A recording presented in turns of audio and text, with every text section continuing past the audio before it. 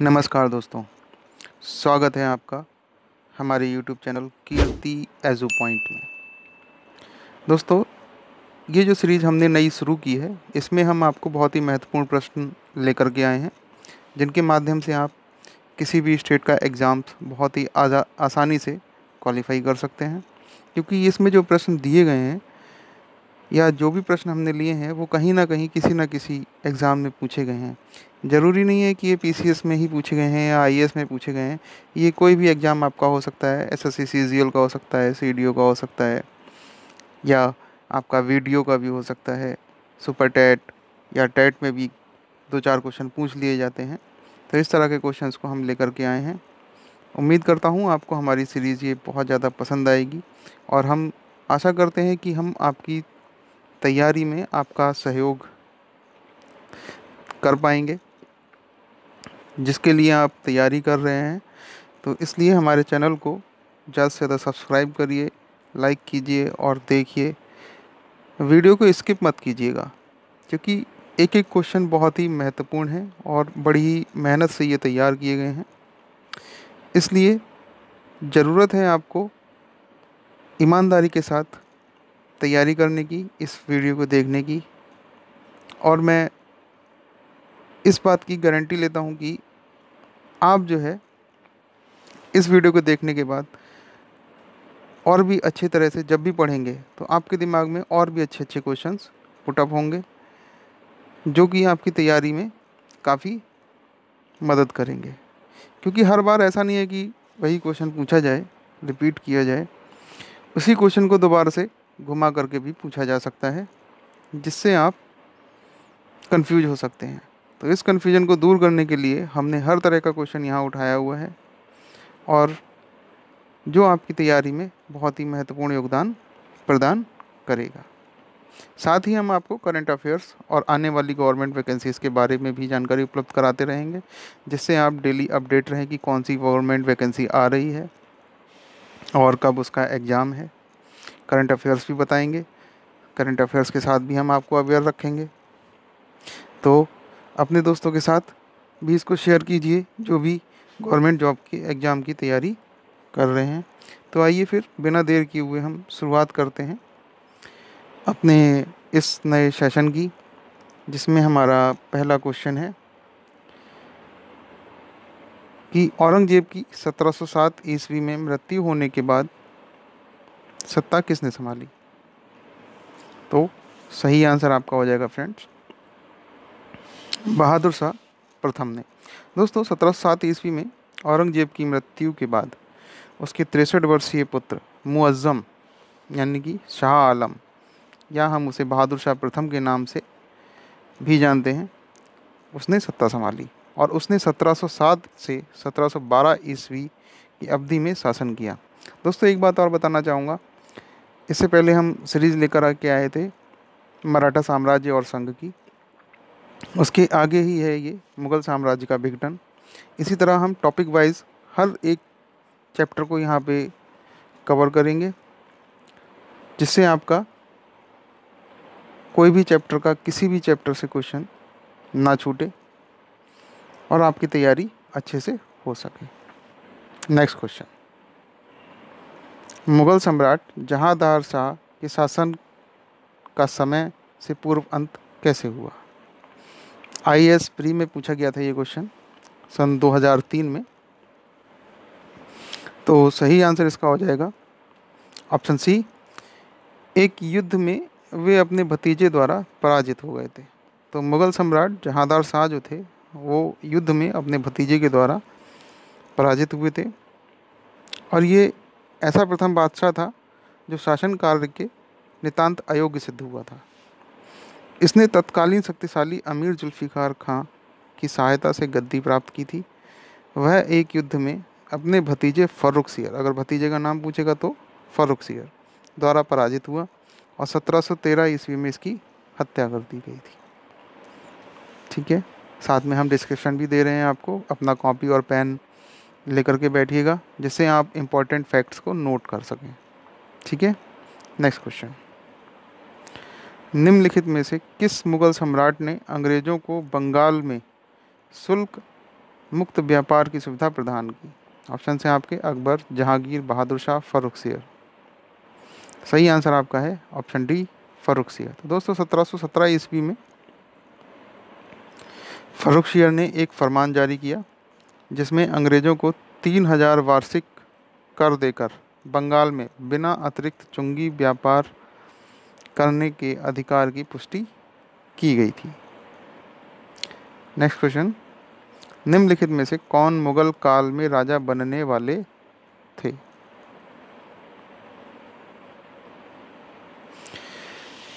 बड़ा ही अच्छा क्वेश्चन है। उत्तर प्रदेश के समीक्षा अधिकारी और सहायक समीक्षा अधिकारी के मेंस एग्जाम में ये सन 2017 में पूछा गया था, अभी लेटेस्ट में ही पूछा गया है। बहुत अच्छा क्वेश्चन है कि निम्न में से कौन मुगल काल में राजा बनाने वाले थे, यानी कि मुगल काल में राजा कौन बनाता था इसमें? हुसैन अली और अब्दुल्ला, नासिर खान और जकारिया खान, शाह हुसैन, अब्दुल हुसैन, मोहम्मद जमी या मोहम्मद जुनैदी। तो सही आंसर आपका है ऑप्शन ए, हुसैन अली। दोस्तों उत्तरकालीन मुगल राजनीति में ऐसे शक्तिशाली सरदारों का उत्थान हुआ था जो अब सम्राट निर्माता की भूमिका निभा रहे थे। तो 1713 से 1720 ईस्वी तक मुगल दरबार में सैयद बंधु अब्दुल्ला खान और हुसैन अली, सैयद बंधु याद रखना है आपको, मुगल दरबार में सैयद बंधु अब्दुल्ला खान और हुसैन अली, पूछ ली, बहुत इंपॉर्टेंट क्वेश्चन है। सबसे शक्तिशाली लोग थे ये लोग, हिंदुस्तानी दल के नेता भी थे, ये सम्राट निर्माता के रूप में विख्यात हो चुके थे। इन्होंने 1713 ईस्वी में फर्रुखसियर को सिंहासन पर बैठाया था। फर्रुखसियर किसका भतीजा था? तो ये जहांदार शाह का भतीजा था। और किसने बैठाया इसको? हुसैन अली और अब्दुल्ला ने। कब बिठाया? 1713 ईस्वी में। तो 1719 ईस्वी में इसे सिंहासन से हटा दिया गया। इसके बाद 3 कठपुतली सम्राट रफ़ी उद दरजात, रफ़ी उद दौला और मोहम्मद शाह को सैयद बंधुओं ने सिंहासन पर बिठाया। मोहम्मद शाह के शासनकाल में सैयद बंधुओं का पतन हो गया। तो पतन किसके काल में हुआ सैयद बंधुओं का? मोहम्मद शाह के शासनकाल में। नेक्स्ट क्वेश्चन, मयूर सिंहासन पर बैठने वाला अंतिम मुगल सम्राट कौन था? बीपीएससी के एग्ज़ाम में पूछा गया है ये। सही आंसर है आपका ऑप्शन बी, मोहम्मद शाह। तो शाहजहाँ द्वारा बनवाया गया प्रसिद्ध मयूर सिंहासन जिस पर बैठने वाला अंतिम मुगल शासक मोहम्मद शाह था। तो 1719 से 1748 तक जिसने राज्य किया। इसके शासनकाल में नादिर शाह ने 1739 ईस्वी में भारत पर आक्रमण किया था। नादिर शाह ने मोहम्मद शाह के शासनकाल में भारत पर आक्रमण किया था 1739 में, और करनाल युद्ध में मुगल सेना को पराजित भी किया। समकालीन लेखक आनंद राम मुखलिस के अनुसार नादिर शाह अपने साथ 60,000 रुपये, कई हज़ार अशरफियाँ, 1 करोड़ रुपए का सोना, 50 करोड़ के जवाहरात और कोहिनूर तथा तख्ते ताउस यानी कि मयूर सिंहासन भी ईरान ले गया। ठीक है, समझ में आ रहा है? नहीं आना चाहिए समझ में, ध्यान से देखिए, हर एक पॉइंट को सुनिए। ठीक है, नेक्स्ट क्वेश्चन, नादिर शाह के आक्रमण के समय मुगल शासक कौन था? अभी अभी मैंने बताया। तो option C, Mohammad Shah. Next question, description पिछले वाला देख लीजिएगा, सुन लीजिएगा, मतलब किसके शासन में हिजड़ों और महिलाओं के एक वर्ग का प्रभुत्व था?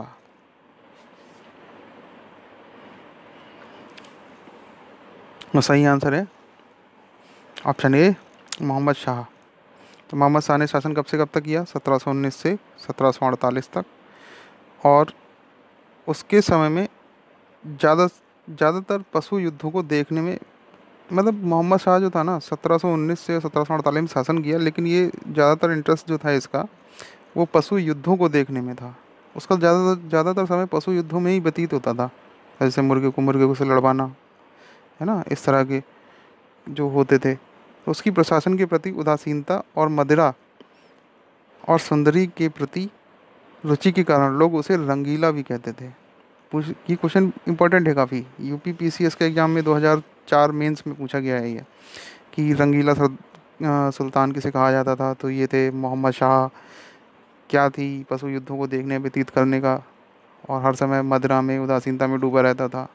ठीक है, तो ये चीज़, तो इसके शासनकाल में मुगल दरबार में हिजड़ों और महिलाओं के एक वर्ग का भी प्रभुत्व स्थापित हो गया था।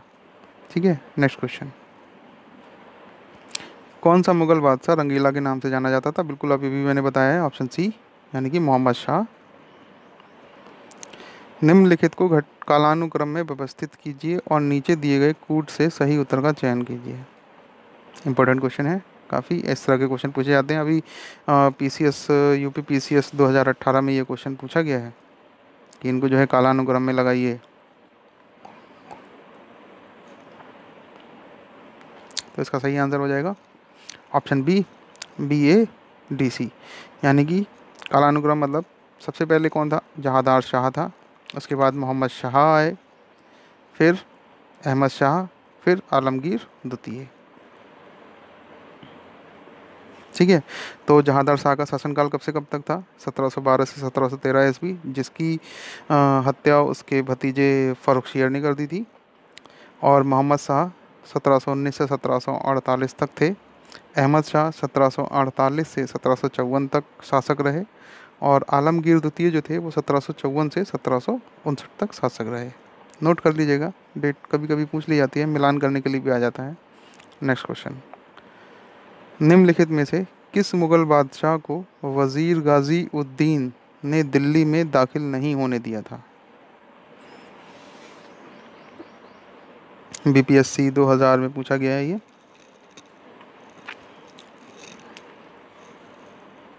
तो सही आंसर इसका हो जाएगा ऑप्शन बी, शाह आलम द्वितीय। शाह आलम द्वितीय का कार्यकाल जो था वो 1759 से 1806 के बीच था, और उसका वास्तविक नाम अली गौहर था। पूछ लेते हैं शाह आलम का वास्तविक नाम क्या था, तो वो आपको याद रखना है, अली गौहर। शासनकाल भी पूछ लेते हैं, कब से कब तक था? 1759 से 1806। अपने पिता आलमगीर द्वितीय की मृत्यु के समय वह बिहार में था। उनके पिता कौन थे? आलमगीर द्वितीय थे। यद्यपि उसे मुगल बादशाह घोषित कर दिया गया, किंतु मुगल दरबार की गुटबाजी के चलते वह बिहार में रहा। उस समय वजीर गाजीउद्दीन था। तो 1765 से 1772 ईस्वी तक यह अंग्रेज़ों के संरक्षण में इलाहाबाद में रहा, और 1772 ईस्वी में मराठों की सहायता से ही वह दिल्ली पहुंच पाया था। तो शाह आलम द्वितीय के समय में ही दिल्ली पर अंग्रेज़ों का अधिकार 1803 में हो गया था। अगर जैसे पूछ लिया जाता है कि किस शासक के समय में अंग्रेज़ों का अधिकार दिल्ली पर हो गया था, तो ये थे शाह आलम द्वितीय। ठीक है, नेक्स्ट क्वेश्चन। अंतिम मुगल सम्राट बहादुर शाह था, उसके पिता का क्या नाम था? सही आंसर इसका हो जाएगा ऑप्शन बी, अकबर शाह द्वितीय। तो बहादुर शाह जो अंतिम मुगल सम्राट थे, उनके पिता थे अकबर शाह द्वितीय। और इनका कार्यकाल, जो अंतिम मुगल सम्राट बहादुर शाह द्वितीय थे या बहादुर शाह जफर जो थे, इनका कार्यकाल जो था वह 1837 से 1857 तक था। पिता का नाम अकबर शाह द्वितीय, जो 1806 से 1837 तक अ, शासक रहे। वह अंग्रेज़ों का पेंशन भोगी और दिल्ली के लाल किले में शाही संस्थान का प्रमुख था, और शाही खिताब का उपभोग नाम मात्र के लिए करता था। 1862 में इनकी मृत्यु हो गई थी। ठीक है, नेक्स्ट क्वेश्चन। भारत का आखिरी मुगल सम्राट कौन था? अभी बताया, बहादुर शाह जफर। निम्नलिखित कथनों में से कौन सा बहादुर शाह जफर के बारे में सही नहीं है? इंपॉर्टेंट क्वेश्चन है, यूपी पीसीएस मेंस में पूछा गया है। तो देखते हैं। वह बिना साम्राज्य का सम्राट था, सही है। इब्राहिम ज़ोंक और असद उल्लाह खां गालिब उसके कविता के शिक्षक थे, सही है। हसन अस्करी उसके आध्यात्मिक निर्देशक थे, हसन अस्करी उसके आध्यात्मिक निर्देशक थे, ये भी सही है। वह 1 लाख रुपए से कम प्रतिमाह ईस्ट इंडिया कंपनी से पेंशन के रूप में प्राप्त करता था, नहीं ये गलत है। ठीक है, तो बहादुर शाह जफर को ईस्ट इंडिया कंपनी की ओर से प्रतिमाह 1 लाख रुपए पेंशन, 15 लाख रुपए उनकी अन्य परिसंपत्तियों के लिए किराए के तौर पर, और 1,000 पारिवारिक खर्च के तौर पर मिलते थे। इसलिए इसका विकल्प जो है डी सही हो जाएगा। ठीक है, नेक्स्ट क्वेश्चन। मुगल बादशाह बहादुर शाह जफर के बारे में कहा जाता था कि उसके साम्राज्य की सीमा थी। यानी मुगल बादशाह बहादुर शाह जफर थे, उनके बारे में ये कहा जाता था कि उनके साम्राज्य की सीमा जो थी वो कहाँ तक थी। तो ऑप्शन हैं आपके, चांदनी चौक से पालम तक, दिल्ली से बिहार, पेशावर से वाराणसी, उपरोक्त में से कोई नहीं। तो सही आंसर आपका है उपरोक्त में से कोई नहीं। ठीक है। तो मुगल बादशाह बहादुर शाह जफर के साम्राज्य की सीमा के संदर्भ में दिए गए विकल्पों में से कोई सही नहीं है। अंतिम तुगलक शासक नासिरुद्दीन महमूद के बारे में कहा गया था कि संसार के स्वामी का शासन दिल्ली से पालम तक फैला है। ठीक है, नेक्स्ट क्वेश्चन। निम्नलिखित में से कौन अवध का प्रथम नवाब था? इंपॉर्टेंट क्वेश्चन, यूपीपीसीएस 2008 में पूछा गया। सही आंसर है इसका ऑप्शन बी, सआदत खां। निम्नलिखित में से कौन अवध का प्रथम नवाब था? सआदत खां। तो अवध का प्रथम नवाब सआदत खां था। तुरानियों ने हैदराबाद राज्य की स्थापना की, जो स्वतंत्रता प्राप्ति तक बना रहा, और ईरानियों ने अवध राज्य की स्थापना की। ईरानियों ने किसकी? अवध राज्य की स्थापना की थी। ठीक है। और तुरानियों ने हैदराबाद राज्य की स्थापना की। जो तुरानी थे उन्होंने हैदराबाद, और ईरानी जो थे अवध। और अवध का प्रथम नवाब सआदत खां था। ठीक। 1722 में सआदत खां को अवध का सूबेदार नियुक्त किया गया, जहां उसने अपने भतीजे और उत्तराधिकारी सफदरजंग के माध्यम से स्वतंत्र शासन किया और स्वयं शाही दरबार में ऊंची राजनीति करता रहा।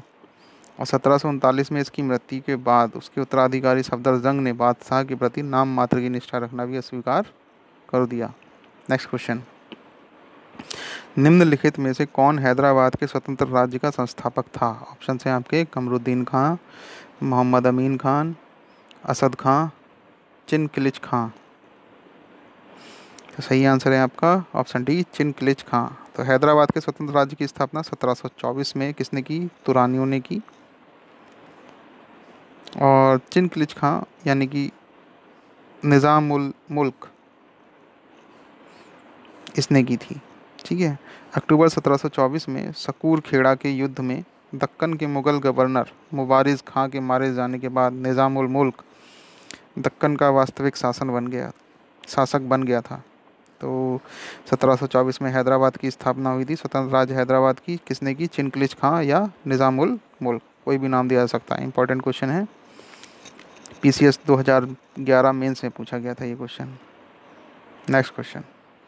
निम्नलिखित में से दिल्ली में खगोलीय वेधशाला, जिसे जंतर मंतर कहते हैं, बनवाई थी?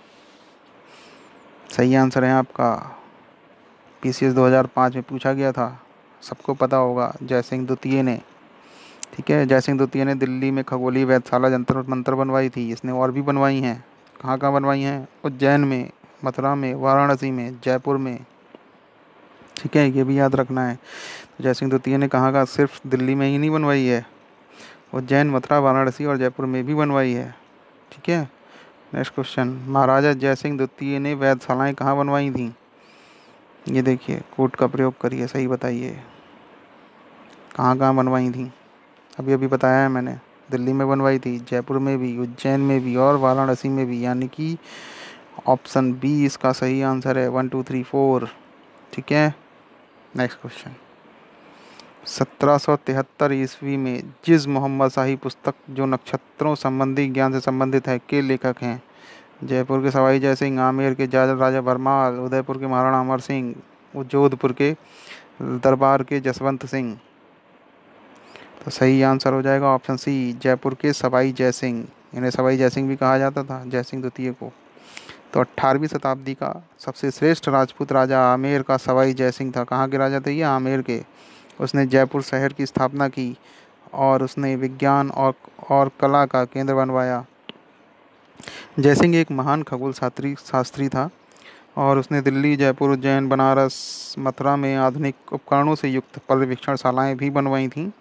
और लोगों को खगोल शास्त्र संबंधी पर्यवेक्षण में सहायता देने के लिए जयसिंह ने जिस मोहम्मद शाही नामक सारणियों का सेट तैयार किया। जिस मोहम्मद शाही का सेट किसने तैयार किया? जयसिंह ने। जयसिंह कहाँ के राजा थे? आमेर के। पूछा जा सकता है। उसने यूक्लिड की कृति देखा गणित के तत्व का संस्कृत में अनुवाद कराया था। ठीक है। नेक्स्ट क्वेश्चन, जयपुर के राजा सवाई जयसिंह ने वेधशाला नहीं बनवाई थी, कहाँ नहीं बनवाई थी? अब देखो, उज्जैन में ही बनवाई थी, वाराणसी में बनवाई थी, मथुरा में बनवाई थी, तो कहाँ नहीं बनवाई? इलाहाबाद में नहीं बनवाई। सीधी सी बात है ना। ठीक है।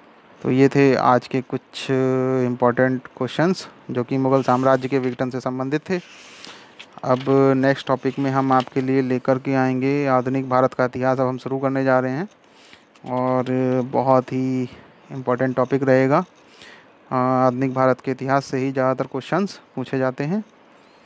ठीक है। उसके बाद हम और भी चीज़ें लेकर के आएंगे धीरे धीरे, अभी शुरुआत है, अभी तो दूसरा ही सेशन चल रहा है ये।